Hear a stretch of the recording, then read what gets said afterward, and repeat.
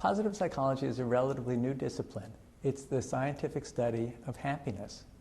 Traditionally, psychology, psychiatry, and other mental health disciplines have studied psychological distress. They've looked at anxiety, they've looked at depression, they've looked at other forms of mental illness, and have sought ways to resolve these.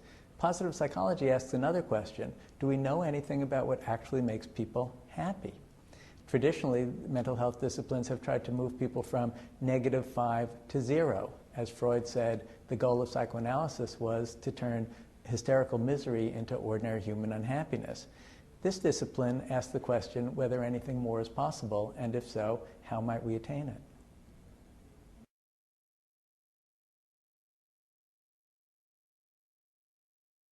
It's interesting when we look at positive psychology that so many of us find happiness to be elusive. In fact, it says in the Declaration of Independence that we should be free to pursue happiness, but it doesn't tell us how to do that. Indeed, happiness for many of us seems elusive, as though it's some kind of a fugitive. We run after it and seem to have a great deal of difficulty finding it. This is probably because we may not have evolved to be happy. If we think of evolutionary forces, what they do is they select for organisms over time that are able to successfully reproduce and whose children are able to grow up and reproduce themselves. These forces don't care, really, whether the organism is having fun along the way or is enjoying their life.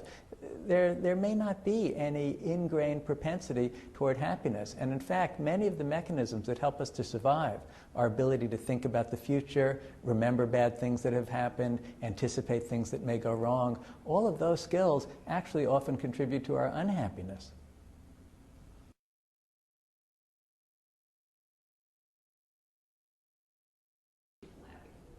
It turns out that we human beings are actually terrible at predicting what will make us happy. Many of us have myths that achieving a certain something, whether it's a career accomplishment or money or something with our family, is going to give us enduring happiness. But it turns out that these things rarely work. For example, many people think that becoming rich would do it. It turns out that people with a lot of money aren't appreciably happier than middle-class folks. Many of us assume that, oh, if only I could be young again, then I'd be happy. Well, this is very interesting. It turns out that older people, when you sample their experience day by day, have many more moments of happiness than young people do. It's also very common to believe that if I could have a family and have children, that would make me happy. And while people certainly love their children, when you go in and investigate and actually ask people during the day what their mood is like at different moments, most people are not happier when they're taking care of their kids than when they're doing other things. In fact, having children isn't by itself a path to happiness.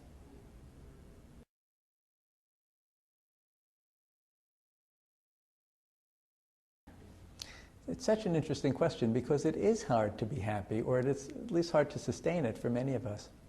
It actually turns out that our propensity for happiness is somewhat hardwired, that each of us has a genetic, what they call a set point, which is a kind of level of happiness that we tend to go back to whether good or bad things happen in our lives.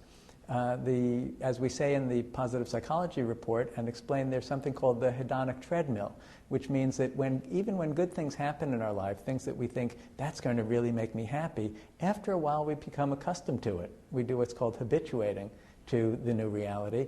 And after getting used to it, it no longer sustains our happiness. So, for example, lottery winners, if you interview them a year after winning the lottery, they're no happier than lottery losers. It doesn't seem to stick. It doesn't seem to last.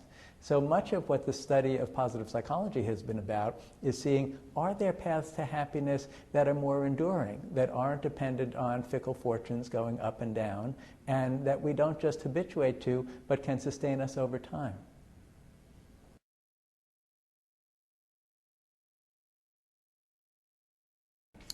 Researchers have identified 5 broad paths to happiness. The first one involves using our strengths. And the particular strengths that are useful to use are what are called virtues often.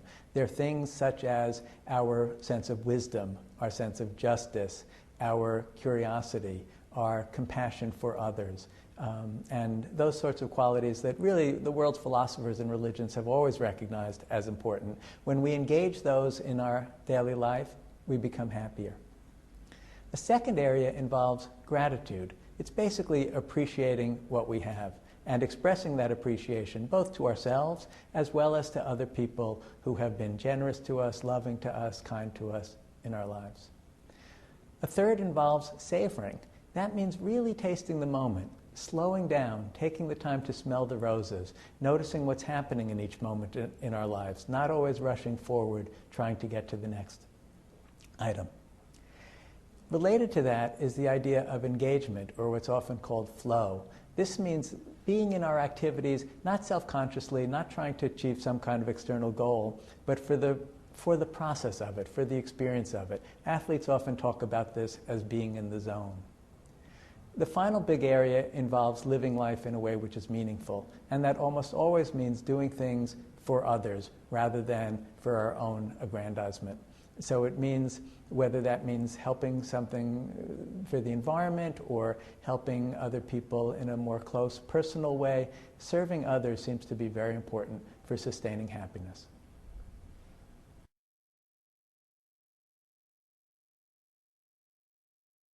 Mindfulness practice is very interesting because it helps to enhance happiness really by allowing those other factors that we've talked about to come to fruition. It's a technology, in a sense, that we can learn to change our relationship to moment experience that makes it easier to express our virtues, to have gratitude, to savor the moment, to lead a meaningful life, and to be engaged. Simply put, mindfulness is about attending to our experience and accepting whatever arises. So it's awareness of present experience with acceptance.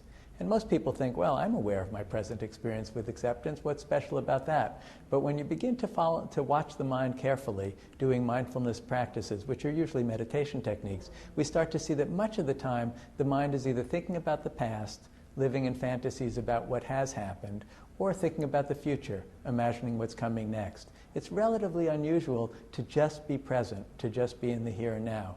But it's a skill that can be learned. And once we begin to learn that, it opens up many, many possibilities for human happiness.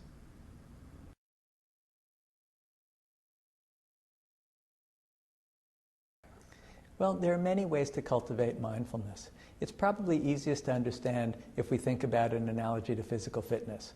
If you want to become physically fit, you could do it in several ways. One would simply be to alter your routine a little bit just so that you use your body more. So you might take the elevator instead of the stairs.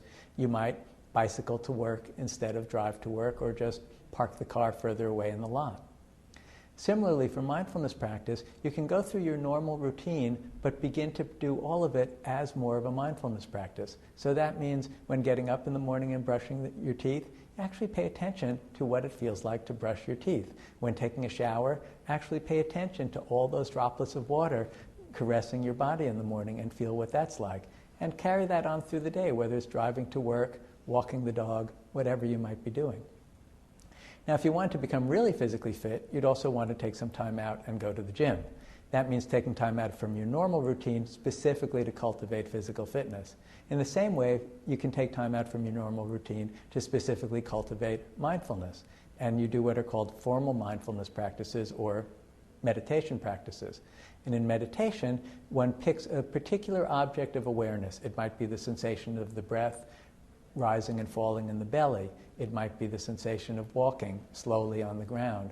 And one brings one's attention to that particular sensation, and every time the mind wanders into thoughts of the future or thoughts of the past, you gently bring the attention back to the present moment.